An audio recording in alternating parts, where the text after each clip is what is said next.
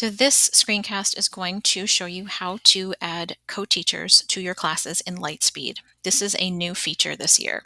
So I'm just logged into my main home screen in Lightspeed, and you should see on the left-hand menu a new option, which is Teaching Team. That's what you want to click on.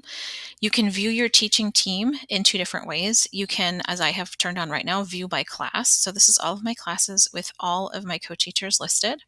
I can also view by person if I have multiple co-teachers, and that'll just line my co-teachers up. To add a co-teacher to a class, you're going to click the blue button right here. And now we need to first choose who it is that we would like to add. You just have to put their name into the search bar. So I'm going to add my friend Chris Shed. I found Chris. Click on their name and then click Next. And now I need to decide which class am I going to make Chris a co-teacher. Here's all of my classes.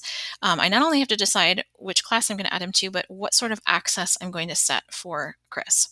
So if I click Set Access, you have some options here. And it is kind of, they make this window so small, it is kind of frustrating to see all the options. So if you just use your little arrow up and down keys on your keyboard, you can kind of scroll up and down. So the first option is to give them full access, which means that they're going to have full access. They're going to have all the access that you would have in Lightspeed in your classes. If we keep going down, limited access, they're allowed to launch a session. They are allowed to launch web rules like allow lists or block lists to monitor students, but they don't have really some of the admin rights that the main teacher would have, things like deleting students from classes, etc. So that's what limited access is. Substitute is the same thing as limited access. You could just mark somebody as a substitute if you wanted to. Monitor only is exactly as it sounds.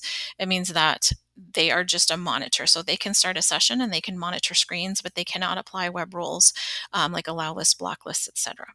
So those are your options for how you want to give them access. I'm going to give Chris full access to my one sample class, and then you can set dates that you want them to have access to if you only wanted them to have access to certain dates. And you click Next, and it says, please just confirm that this is what you want to do. And I'm going to say add my co-teacher. And now I have the little note that Chris is a co-teacher on my class. And if I view my classes, I can scroll down and see that in my sample class, he has been added as a co-teacher.